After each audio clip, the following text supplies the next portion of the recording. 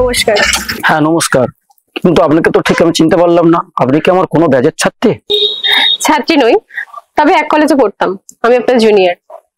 ও আচ্ছা বেশ। তা এখন এই গলিতেই থাকেন বুঝি? হ্যাঁ হ্যাঁ এইগুলিতে থাকি। আচ্ছা, হ্যাঁ এখন চলি, অন্য আরেকদিন কথা বলা যাবে।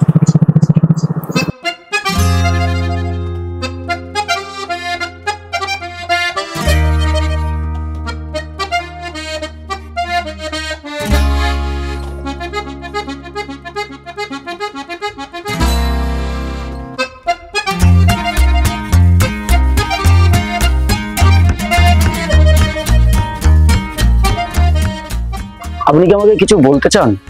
সত্যি বলছি, আপনাকে ঠিক আমি চিনতে পারছি না।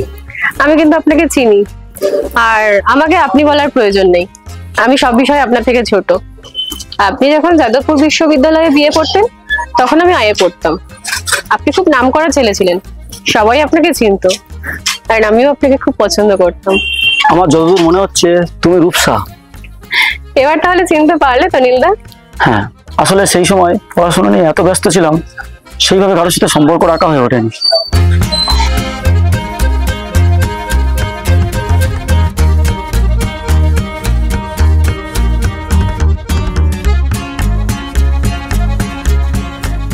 বেখাওয়ালে খুঁজে পাই বই, ভালো আর থাকতে দিচ্ছে কই। বৃষ্টির জলে ধোয়া ছাদ, ভুল করে ছুঁয়ে দেওয়া হয়। গগনে গরজে ঘন বর্ষা, কুলে একা বসে আছি, নাই কোনো ভরসা। কবিতাটা তো আমার মনে আছে। হ্যাঁ মনে আছে একটু আধটু। নীলদা চলো না আজকে একটু পার্কে গিয়ে বসি, অনেকদিন পর তোমার সাথে দেখা। হ্যাঁ বসা যেতে পারে, কিন্তু বেশিক্ষণ না। তা বেশ, তাই চলো। ঠিক আছে।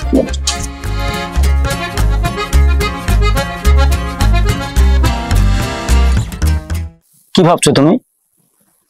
ভাবছি শহরটা কতটা বদলে গেছে, তাই না? আগে ছেলে মেয়েরা মাঠে খেলা করতো, সিনেমায় কত ভিড় লেগে থাকতো। আচ্ছা নীলদা, তোমার মনে পড়ে আমরা কলেজের সব রকম আলোচনা করতাম? ক্রিকেট খেলা, ফুটবল খেলা, আর শিবুদার চায়ের দোকানে সমস্ত রকমের গল্প মনে পড়ে তোমার? না না, শহরটা এখনো পাল্টায়নি, পাল্টে গেছে আমরা। এখনো শীতকালে কুয়াশা পড়ে, এখনো মানুষ রিক্সায় চড়ে, এখনো রাস্তায় হলুদ ট্যাক্সি চলে, এখনো কলকাতায় ট্রাম চড়ে, আবার এখনো মানুষ প্রেমও করতে যায় বাবুঘাটে অথবা পুলিশের ঘাটে। আসলে মানুষ এখন মৃত, কেউ জীবিত না। শহরটা এখনো পাল্টায়নি, ঠিক একই রকম আছে। তাহলে এরকম কেন করলে নীলদা? কি? না না, কিছু না। ঠিক আছে, আজ তাহলে চলি। নীলদা, তোমার সাথে আমি তোমার বাড়ি যাবো। তুমি আমার বাড়ি? হ্যাঁ। ঠিক আছে, আচ্ছা চলো।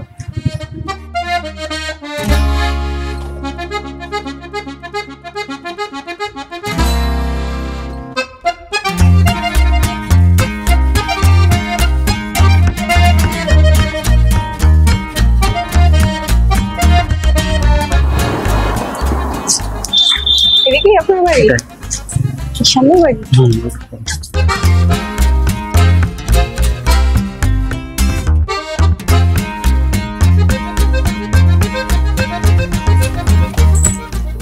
তুমি এখানটায় বসো, আমি জামা কাপড় চেঞ্জ করে আসি। আর চা খাবে? না না,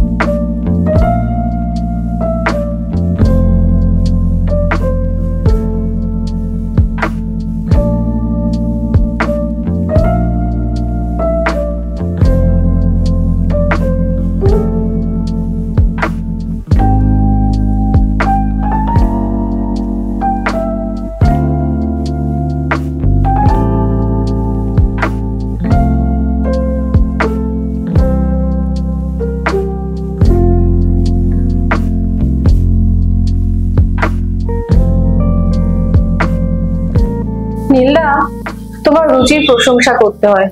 প্রত্যেকটা জিনিস কত সুন্দর করে গুছিয়ে রেখেছো। একটা কথা বলবো? হ্যাঁ বলো। বিশ্বাস করবে? বিশ্বাসযোগ্য হলে কেন করবো? তোমার আর আমার বিয়ের সম্বন্ধ হয়েছিল। ও তাই নাকি? হ্যাঁ, আমার বাবা তোমাকে একটা আমার ফটো দিয়েছিল, যদিও সেটা আমি এখনো ফেরত পাইনি। সেটা কি এখন আছে? হ্যাঁ, হঠাৎ আমি বিদেশে চলে যাই, আর আমার কিছু চিঠিপত্র গোলমাল হয়ে গিয়েছিল, সেখানে হয়তো আছে, দেখতে হবে আমার। ও আচ্ছা, যাই তাহলে, তোমার অনেক সময় নষ্ট করলাম।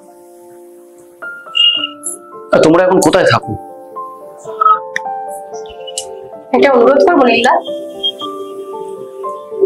যদি ফটোটা পাও পুড়িয়ে ফেলো। কেন পুড়িয়ে ফেলবো? সে যাই হোক, করা যাবে। এখন কিছু খেয়ে যাও, তোমার জন্য একটা ভালো বিস্কুট আনছি, খেয়েই যাবে।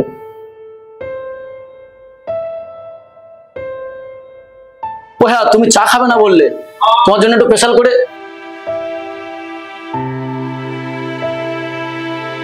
রূপসা, রূপসা, রূপসা, কোথায় গেল মেয়েটা?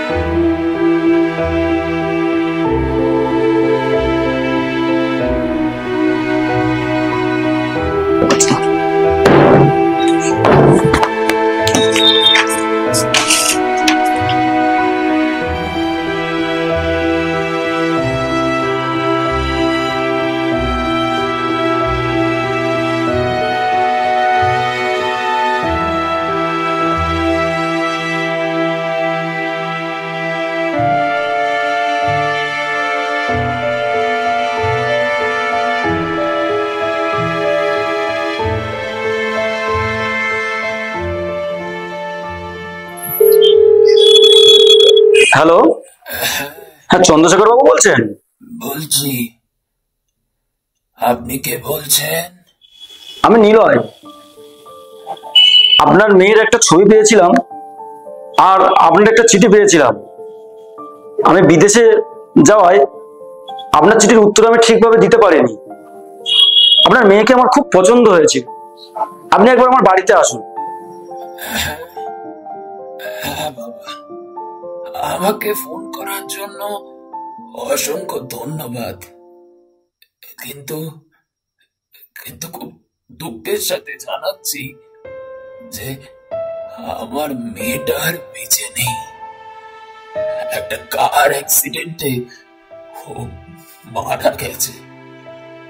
ও তোমাকে বড্ড ভক্তি করতো বাবা, তোমাকে পেলে ওর জীবনটা ধন্য হয়ে যেত, কিন্তু ভগবানের তা ইচ্ছা ছিল না।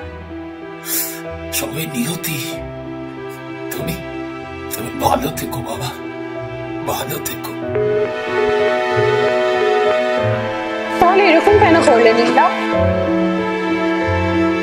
যদি ফটোটা পাও পুড়িয়ে ফেলো। আমার মেয়েটার তাহলে এরকম কেন করলে নীলা? যদি ফটোটা পাও পুড়িয়ে ফেলো। আমার মেয়েটার বেঁচে নেই। তাহলে এরকম কেন করলে নীলা? যদি ফটোটা পাও এরকম কেন করলে নীলা? যদি ফটোটা পাও তাহলে এরকম কেন করলে নীলা?